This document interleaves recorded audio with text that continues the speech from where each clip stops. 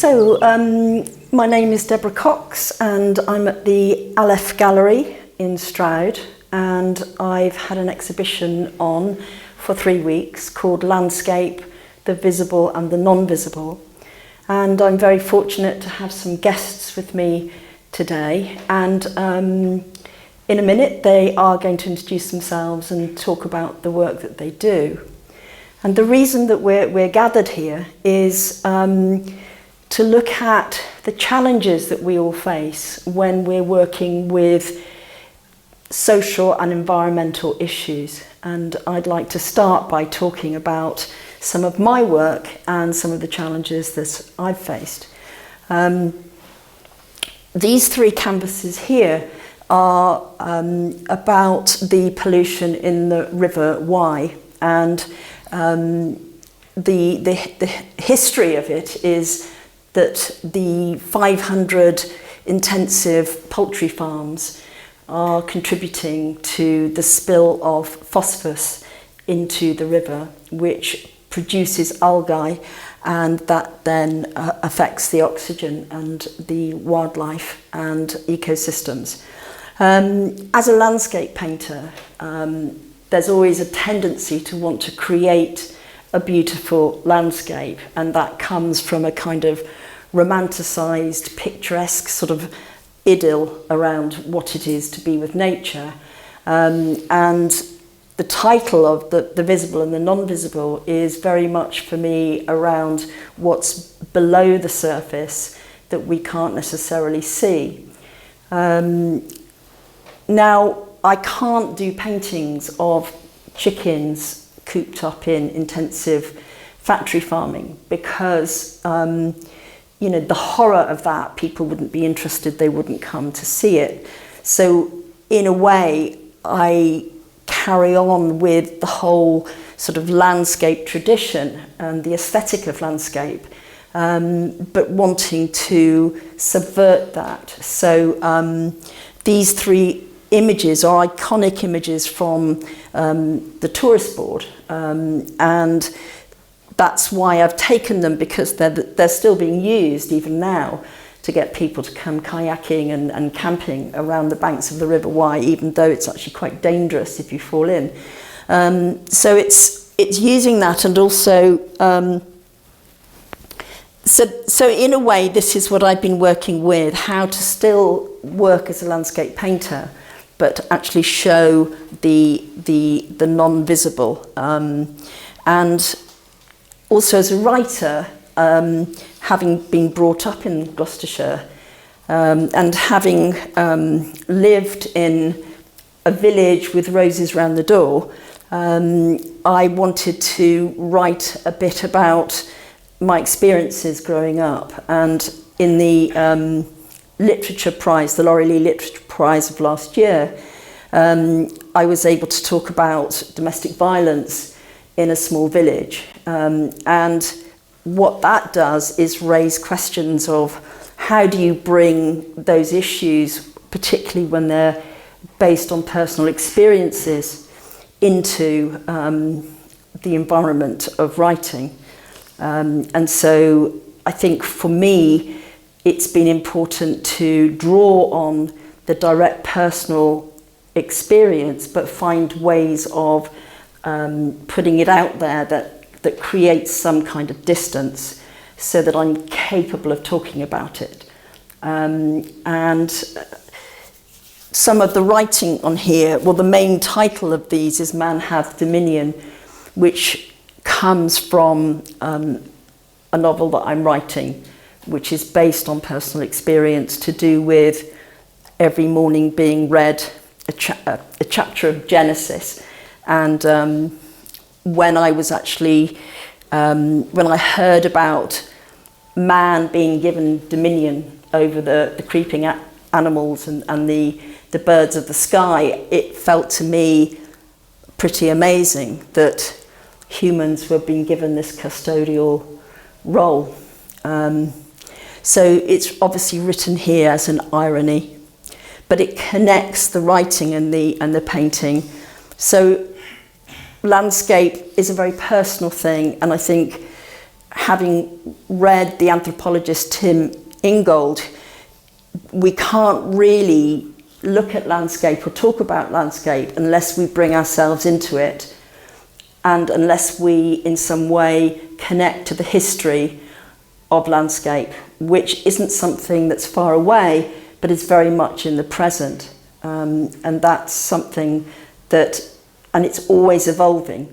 So bringing myself and bringing my own history into landscape is part of this evolving process. It's impossible to just have something out there now. So thank you very much, everybody, for being here. And what I'd like to do is start with you, Alun, and if you were able to just say a little bit about what you do and any connections that you've had with these issues, and then we can move through people. Okay, my name's Alun Hughes. I'm predominantly a writer these days. My background started in direct action in the 90s, which led to involvement with organic farming, woodland management, ancillary crafts such as hedge laying, green woodwork, etc. Managed a few woodlands, and then ended up teaching pretty much all of those activities, and got involved with something called wilderness work, which is taking people out into nature with the hope of reconnecting them to their ecological selves. So I did that for a few years, and that was kind of an end of a road in a way. But as things have progressed, I pretty much ended up writing because of the situation we were in, and so predominantly now I concentrate on writing about land rights, about our relationship to land, and how we cope with the collapse of our civilization, and how we create a civilization that can succeed the current one. Thank you. Thank you. Okay, I'm Nicola Build. I am a weaver, a weaving tutor. Before I was a weaver, my first 15 years or so, I was working for in the sustainability world, mainly for local authorities and charities, but also for some sort of consultancies looking at community work.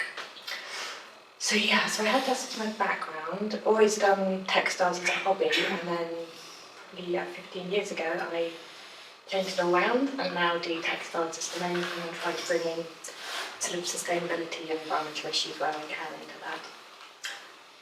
The sort of weaving I do is a Japanese weaving called saori, and it's incredibly accessible. So it's not compared to traditional weaving where you set the loom up in a certain way, and then the intention is to execute a perfect weave and have your edges straight.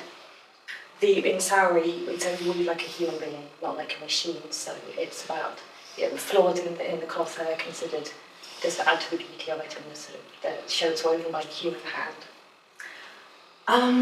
And ways that I'm working with other people mainly, and sort of collaborating on environmental projects, social projects. And there's one that's currently running at the moment in a museum in the park. I'm working with an artist called Emily Joyce and a landscape conservationist called Deborah. And it's about path erosion on our local commons. So we're sort of overuse of the commons, more and more people using them. The paths are getting wider and wider, and there's more intersection across the sort of wilder areas.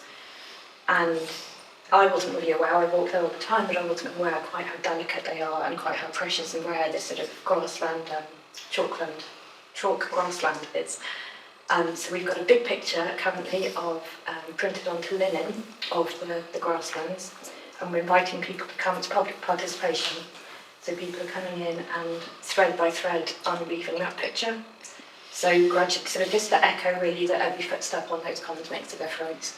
And then I've taken one of my looms and we're inviting people to re-thread those, or weave those threads into a new piece, including some pictures of the species that are getting depleted. So it's very gentle. It's not sort of a very gentle way of sort of talking about these issues, and it's quite contemplative, very gentle, and hopefully quite hopeful. So that's what a lot of my work compared to yours and it's quite celebratory and about connection, people feeling that connection, what positive things that can mean. Thank you. Yeah. So I'm Sarah Dixon, and I have just completed an MA in performance art in social context. So I'm a socially engaged performance artist. I also use paint, film, photography, animation, all kinds of things, whatever feels good for expressing the ideas, really. I work a significant part of my time with another artist, Sharon Bennett, as the Women's Art Activation System. And in that work, we mostly collaborate with people in pregnancy who've just had a baby, who've maybe lost a pregnancy or a baby, and exploring that experience. What is that to be the maternal body and go through those kinds of experiences? We're working also at the museum at the moment on a birth histories. So we've gathered histories of birthing and putting them into the museum collection. So behind that is this interest in institutional narratives and how do we insert new types of narrative into those spaces and maybe bring them more alive so they're a bit more vibrant and breathing with contemporary issues, as well as looking at sort of objects that have sort of almost like detritus from the past. You mentioned history of landscape and how that's actually also now. I'm also a priestess of Kuda, which is the goddess of the Cotswolds, pre-Roman goddess that is almost barely known at all, just from a couple of small stone reliefs. There's a temple in Stroud where I trained, and that's brought a kind of spiritual dimension to connecting with landscape. It's really about animism. It's understanding the landscape and the natural world as having its own agency. And during my MA, I made a piece of work about the River Frome that runs through Stroud. And that was about my attempt to use performance and film to explore a relationship with the river as an agent, as a citizen, and to go beyond those sort of frozen images of the landscape as being a beautiful backdrop for us to go to for retreat and relief. But actually it's also a living creature with its own needs, angers, desires. And so it's not portraying a pretty picture, but it's not deliberately trying to be ugly either. It's just, what is it? Trying to make sense of what is the nature of this thing, the river. So yeah, that's a little bit about my practice. And I'm making a film at the moment, a piece of writing actually, which is on the myth of the alma mater, which is the way that Latin phrase used to describe boarding schools or universities as a kind of institutional alternative mother. So it's a lot about the kind of feminine archetypes and how do we relate to those and how does that affect our ecological relationship with the world. That's probably enough for now, yeah. Thank you. Thank you very much. Well, I'm Jill Atkins. I'm a professor of accounting, actually, at Cardiff University, which sounds as though it would have nothing to do with all of this, but I've spent about 25 years now writing research and doing research into social environmental issues, and particularly negative impacts and externalities, as we call them.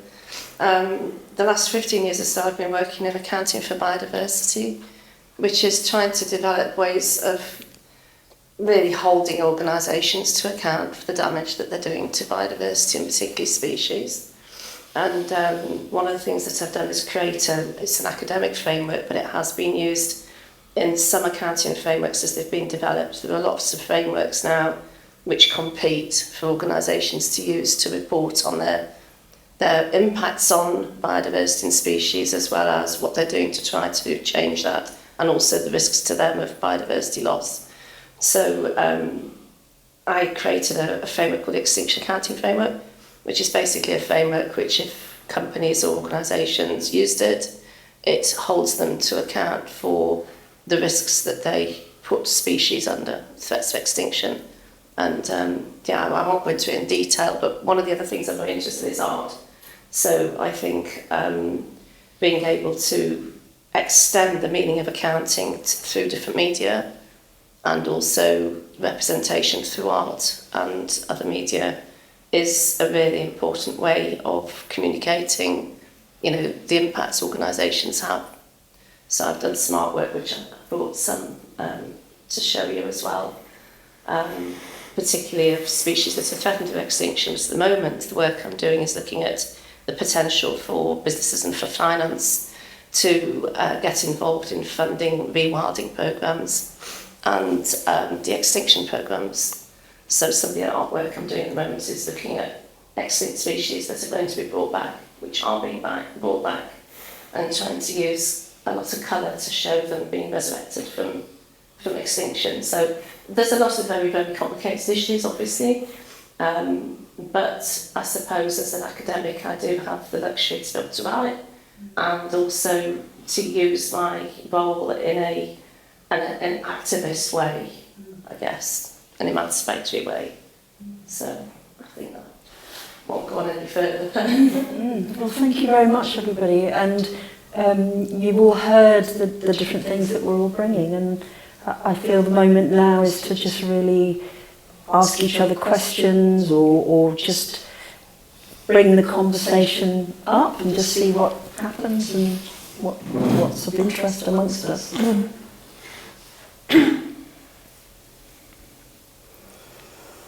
I was interested, you had both of you actually had a sort of more practical background or something like that with the sustainability and the woodland work, and I was a biologist before and I worked in forests and studied, so I kind of felt resonance with that idea of like this shift towards something more creative, and I don't know, that's how we evolve as humans, or if that's something that was always there and just the balance shifted.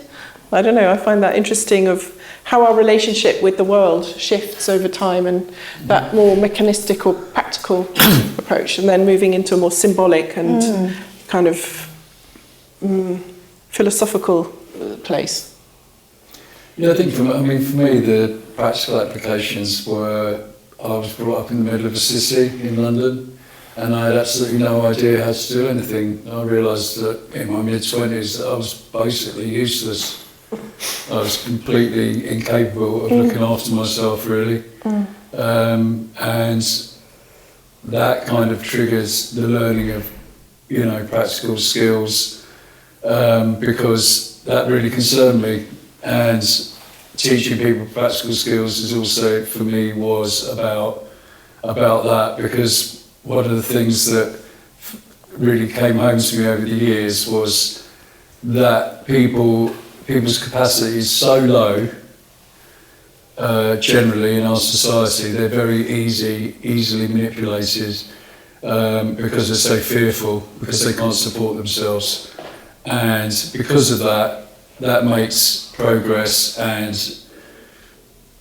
the search for justice in all sorts of levels very tricky, because you've got a kind of a very vulnerable people who can't just stand up, who can't really stand up for themselves except through the avenues that's presented by the controlling people anyway. Oh yeah, get a vote, yeah? Where you go. It won't make any difference. That's the thing that really came home to me, and that's why, getting into wilderness work and so on was to try and get British people that I met and knew and who I'd been more at a level of capacity of the people I'd met in other parts of the world, where you've got people who are middle-aged who would be completely outstripped by a 9-year-old. And that is, that's why I think the practical things are so important as much as anything else. So what do you mean when you say capacity? Do you mean ability to collect wood and make a fire, or what do you mean? Well, I think an individuated society such as ours, everyone is in a state of relative incapacity because it doesn't. I'm not saying everyone needs to go and get wood, and everyone. I mean, that's arguable. I would say that you should do that actually, and you should be able to know how to do that. And I think, I think individuation is ostensibly a myth that has been promulgated by an oppressive colony, and that's the kind of country that's the society that we're living in, and that's kind of part of the realisation. But the realisation for a lot of people, in my experience, is through the ability to look after themselves, be it growing food, understanding how to look after land, how to look after themselves, but most importantly, how to look after each other. Mm. This individuated thing is a scam. It's a massive scam. We're not meant to live like that. You just don't see it. I'm sure there's lots of anthropologists have written, lots of stuff about how people coexist. Mm. This whole thing about just, you go to the shop and you spend money, that's the game that's being played here. Mm. Mm. So it's like we've lost important parts of ourselves. Well, there's a mass forgetting, isn't there? But it's only over about 2 generations. My grandmother could make her own poultices and mend her own wounds and treat her own ailments. Mm-hmm. And she was born in 1906. Mm-hmm. And that was totally normal, especially when people had to pay for doctors. Mm. It's only, this forgetting is very small, I think. It's a very short time. And that's why you see when you go around to different environmental projects, young people, they're just, it's very easy, it's all very normal. Because it's in us, it's a normal way of living. DNA. Yeah. Yeah, that's interesting, yeah. And I can echo that a little bit on a very small scale with the weaving. A number of people who sit down to weave the first time and just say they feel like coming home, and it's something that's very, just doing that, something practical with the hands. You can see an instant result that you come away with a useful item. It's deeply meaningful for people. Often people will come because they want to make something pretty, but the actual process of creating it is much more meaningful for them. And that's such a different process from being at a computer, isn't it? I mean, it couldn't be more different. Because you're dealing with real materials. It's the layers of abstraction that come between us and the material. I mean, the screen is glass and so on, but you can't reach inside and feel it with your hands, only with your eyes. No. And you don't know where it's all come from either, and who's made it. Yeah. I mean, it's so complex. It feels, and the materials feel so artificial. I don't feel any connection with the materials of a computer. I mean, it's useful, but it's this world that we live in feels like I'm constantly being distanced from things. And I have to work so hard to connect, I find. Do you like to go in the river? You mentioned it's very polluted and you said it was dangerous. Is that because of the pollution? Yeah. Yeah, so, but would you normally, or? I'm not a sort of wild swimmer. No. But I love the idea of swimming in a river. Of course, how fantastic, But people are scared to paddle in that river now, aren't they? Sorry? People can't paddle, really? People just can't even take their children and have a paddle. Diseases, all sorts of chemicals. It's really, really It's unsafe, totally polluted. It's actually dying, the River Wye. Certain areas of it, particularly.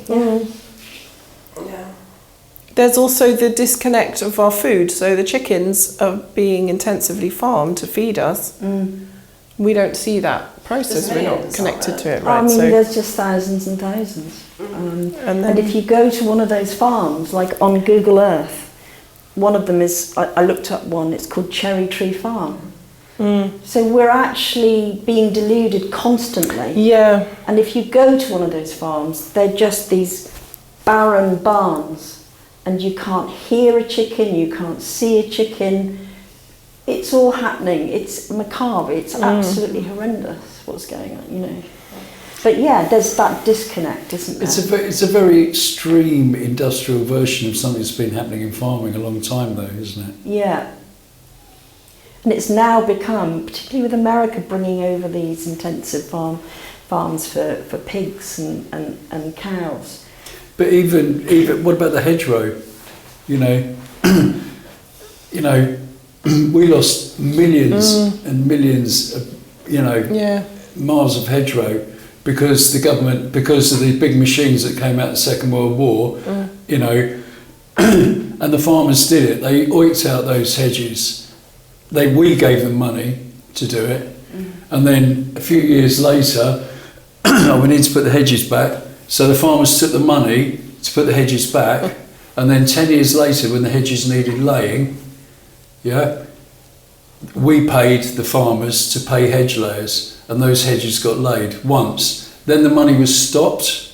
Now they get flailed, and they're just slowly dying. You look at the hedges, and the flails are, they're. I think they were initially invented for scouring for landmines on the side of tanks. But that is how our hedges are looked after. And it's the fact that really extreme industrial psychotic version of chicken farming, it's like you can follow it back. Industrialised farming is, it just looks pretty. Britain looks pretty. Oh yeah, no. So we've got a really. Pardon? It's like a patchwork quilt. It's not actually natural at all. We're the worst country for biodiversity, one of the worst in the world. I mean, you could talk to our old MP, the old Labour MP for Stroud, David Drew, and he was an agricultural minister in the last Labour government for a little bit.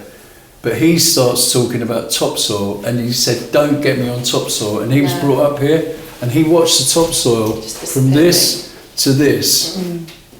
In half his lifetime, in his childhood, from this to this, and now if you look on the top fields here, they're just they look like gravel. That's right. They're fully sprayed.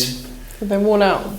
Actually, the book I brought you, which we've just finished, it's got chapters, contributions by loads of people, academics and people in practice, but it's all about biodiversity, agri-food sector, and basically we've looked at so many case studies of different areas of agriculture.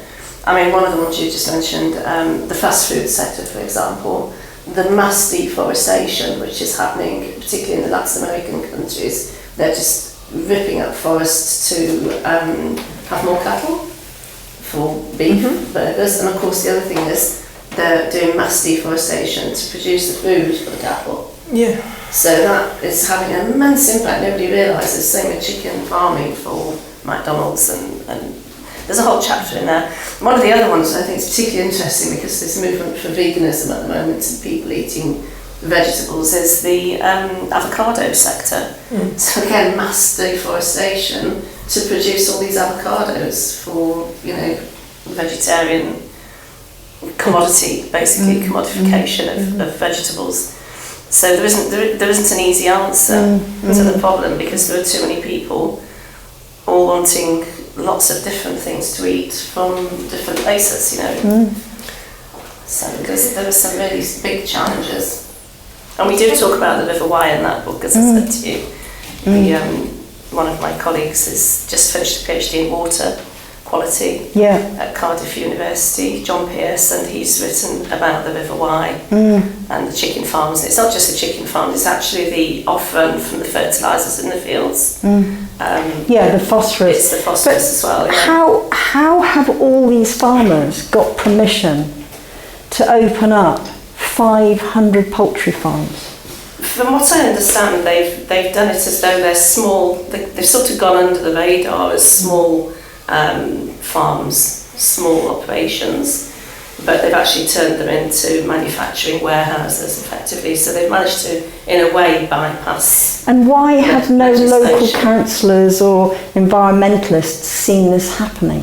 I think they are doing. I mean, there's a citizens project where they've done a map of all the different chicken farms along the Wye, which is really interesting, a citizen science project.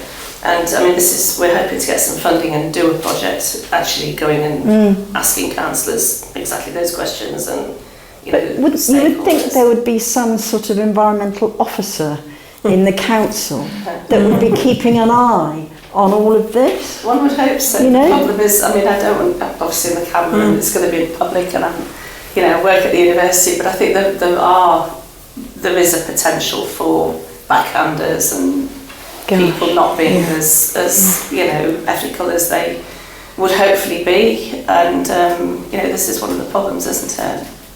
So what's happened to us as human beings that A, we can do what we're doing to animals, and B, we can have backhanders knowing that we are messing up something beautiful? That's totally normal. It's totally normal. It's capitalism's what's happened. So was it all so much better before capitalism? It doesn't really matter. It doesn't really matter whether what was good and what was bad before or after is meaningless now, because basically what we're facing now is so extreme that people are debating whether to even bother having children and whether that's a responsible thing. That's where we are, you know, and it's like, yeah, we can carry on, you know, picking on certain details, but essentially each detail you pick on, each detail that's covered in a chapter in that book is a symptom of a disease. It's just a symptom. So we could distract, and that's the thing, distract yourself with a symptom. Way you go. You know, make the big statement about a symptom. It's like someone's got cancer and they get one sore, and you write a book about the one sore. The person's still going to die from cancer. I don't know though, because I think what I was trying to find out was how much of this is human nature, and how much hope have we got for the future? In other words, are we just going to repeat this over and over again? It seems to me as soon as we start having a disconnect with nature, then we start this whole kind of not caring about what we're doing to the environment.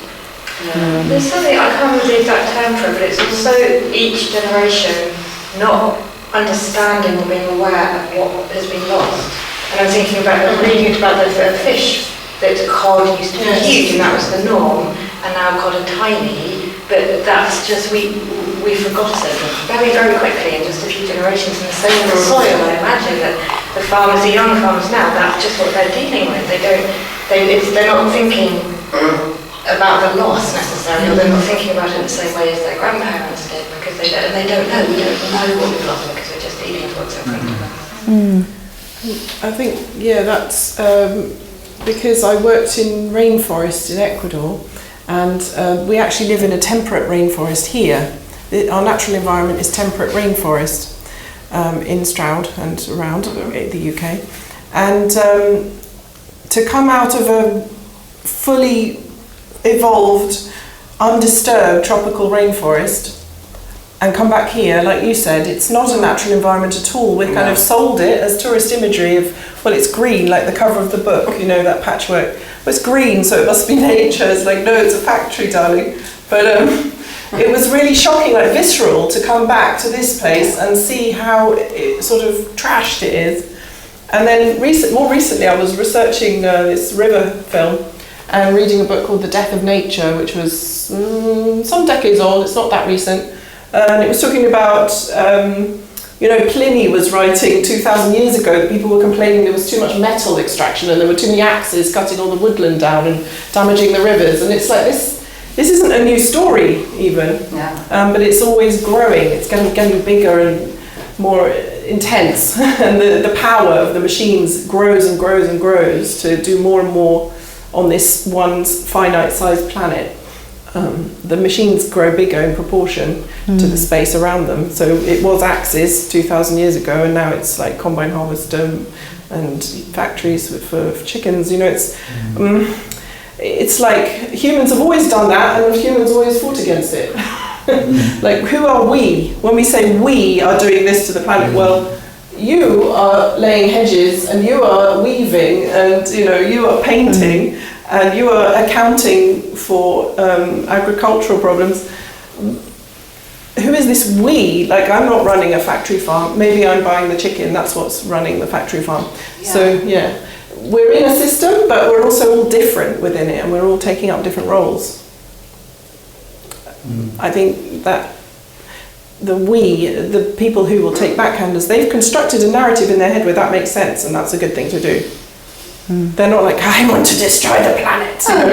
But nobody thinks that. Most they're doing it, but everyone is doing a bit. Yeah, most people want to save nature. Most people want to see things improve, but it's gone so far. I think just to understand what's happening takes a lot of effort. Yes. And every single issue is different. Every species is disappearing for a different reason, a different set of reasons. Usually habitat. Rather than climate change, but also lots of other aspects, and I think it's too much for people to cope with, and it's very serious. I mean, COP26 is going on at the moment in Cali. It's one of the massive COPs is going on this week as we speak, discussing biodiversity and how countries are going to commit to reducing biodiversity loss. And it's all very positive, but we've been there before. We've had several of these things. There's another one in November, and you wonder how much it's going to do. Everybody's flying to Cali to attend it, and they don't need to now. We could actually do it online, but obviously that's not the attraction. But there's so many people who are really, really desperately trying to sort things out. And yet they're building more coal-fired power stations around the world. We in this country are actually going to start having another new coal mine last year. Until the government changed, they were actually going to start extracting coal again. So all this talk about carbon neutral, reduction in carbon, greenhouse gases, it's actually going the other way if you look at the statistics.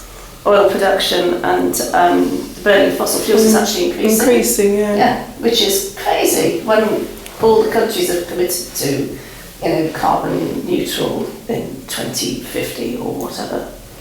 So it's very strange. It's like a massive paradox at the moment.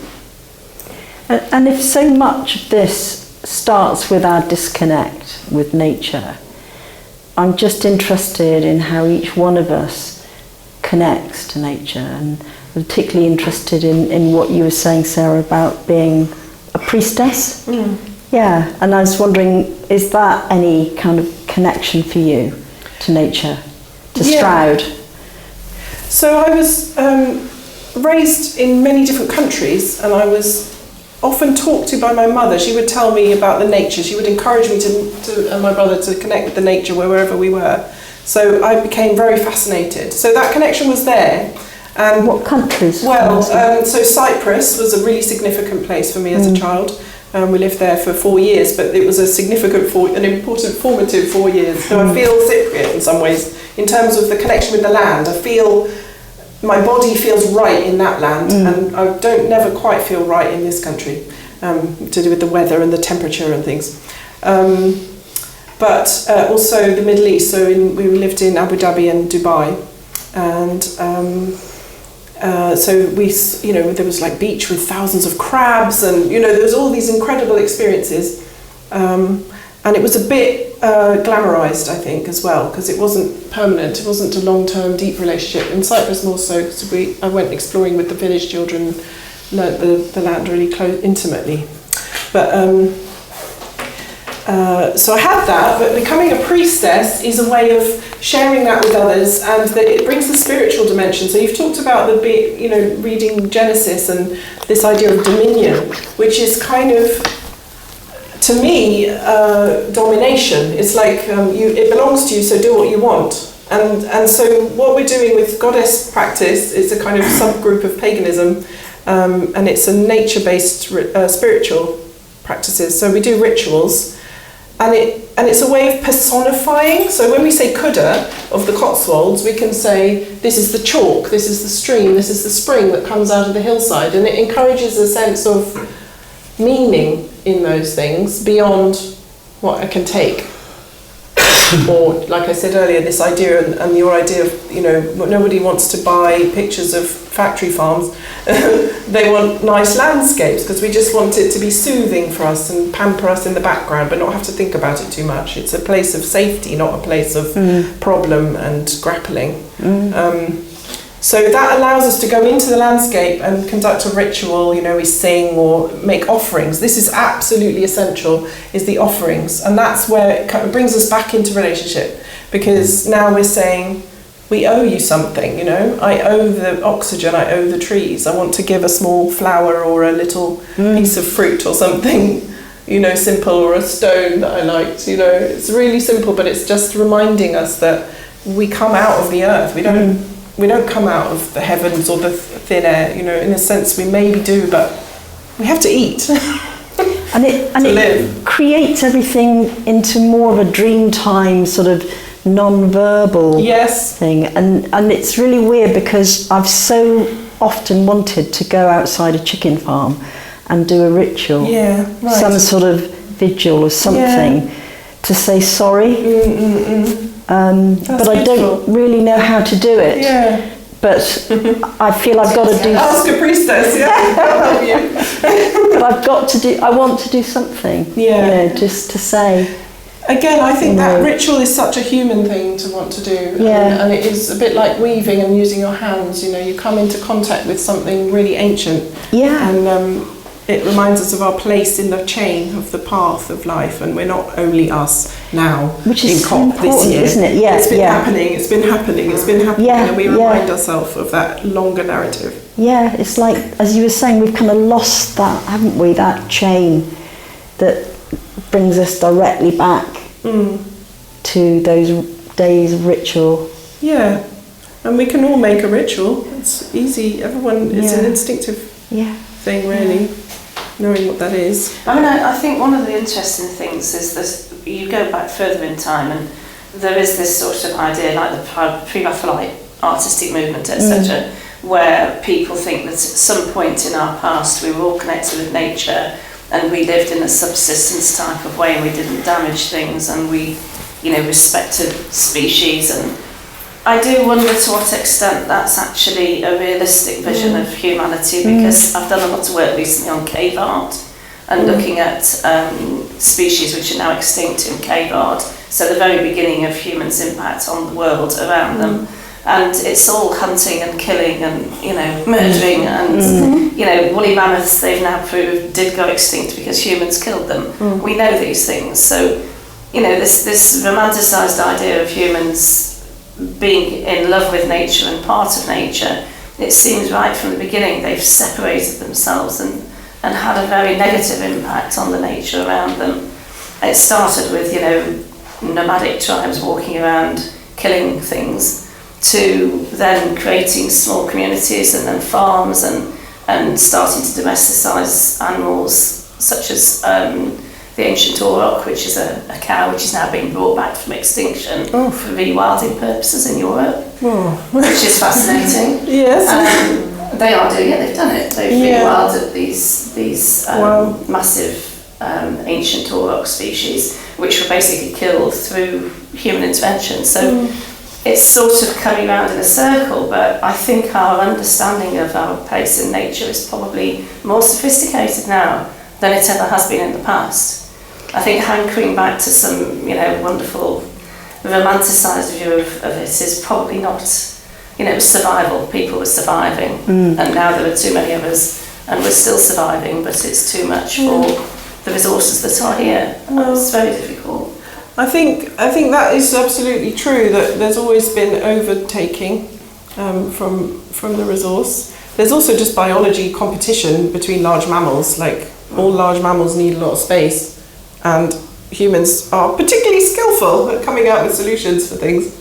Sorry, going back to your initial thing, we did some interviews with some South African native tribes recently on species and cave art, and they talked about how their ancestors did rituals to communicate with the gods, how they understood them, to find out whether they were allowed to kill a particular animal. So there was this sort of ritualistic. That's the same in Ecuador, in the rainforest, and that's a contemporary culture, that's not an ancient past culture. It's happening right now. It's negotiated. The shaman will go and ask the tree in the forest, how many peccary can they have? How many animals can they kill? Right. So there's that concept that we're not in dominion. We don't own the forest. we negotiate with it.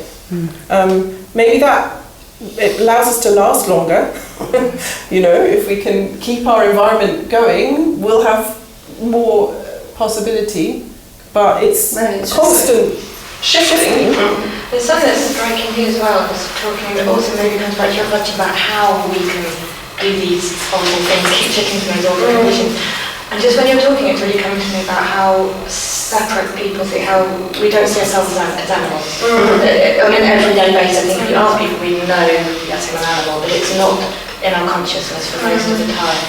And my feeling is that if that could be made, if that could be made more conscious, and maybe like the more ancient people or the sort of contemporary times, would you say that there is more of an acknowledgement that they are also animals within a system? Or I remember asking, because the way the word is translated is spirits, right? They say, oh, there's spirits in the trees. And I'm trying to explore that a bit. And what's that? They said, well, it's people. The people living in the tree. They're just like you and me, but they're trees. And it's like, oh, okay. So yes, I think that is not a separate, it's not like we're special and different, exactly, and that's all the nature stuff over there. It's tree people, bird people, peccary people, fish people, and people. And the myths as well, they talk about how actually there was two trees. There's a red dye, which is annatto, which is used to like make butter look more orange and things. And there's also a black dye that they have in the tree seeds. And these were two tree spirits or goddesses, and they threw their colours on the people a long time ago when everyone was people, and they turned them into animals. So there's one where there's like 3 fingerprints, and they made the jaguar. You know, she put her fingers all over it with her black ink, and turned that into that person into a jaguar, and so on. There's all these stories of how there's just this fluidity between. You know, you can become an animal and embody the spirit of different animals, and then you can just be back in your human form. And it's a very, very different worldview, completely equalised. To me, something about power dynamics and this idea of dominion of some people have the power to destroy, and some people have to just put up with it. And if you have an equalising system where the power is constantly brought back down, then you're more likely to have a more sort of sustainable or a system that doesn't polarize and collapse. You know, it's almost like physics actually in the end. I guess the way I'd seen that term dominion was quite positive in the sense that it was a caretaking role in that humans have got this ability to create or destroy. Well, there is that too, absolutely. So a kind of sense of caretaking in a way that we just don't do now. And taking the responsibility for that talent that we have. Yeah. And that power that we hold. Knowing that we could go one way or the other. Yeah. And taking that on board. Yeah. Yeah. I think a lot of people I've read about around the world it's the essential relationship between humans and land, and that the humans see themselves, or that they have been gifted the opportunity to be the custodian species, and that then just by looking at that, like in this country, I'm looking at the bend in that river and just thinking about the chicken farms all the time, but sitting with all the blood, the thing that struck me when I came and looked at that painting at the weekend. But if we are a custodian, or if we aspire to become a custodian species, how then do we set that up in the sense of our relationship to land in a country that is completely enclosed, that has, you know, so from my point of view, that is the first thing is to free the land up. It's to free the land for itself, because then you've immediately set up how many people around the world see the land that they live on, that they live on land as custodians or as, you know, gifted guests. Yeah. And that's very different to what's happened here and so on and so forth. But I think that's a lot of what my work is trying to delve into. Because I think land, especially in an island, particularly on our island where no one's got anywhere to go, is really crucial to how we move forward and how we regenerate this patchwork, you know, industrial landscape that we live on. Yeah, yeah. Well, I kind of feel that we might have come to a natural end, and thank you so much, everybody. I feel there's been such a brilliant kind of variety of contribution coming from different disciplines and media. So I really appreciate your engagement and coming here today. Thank you very much. Thank you. Thank you. Thanks for the invite.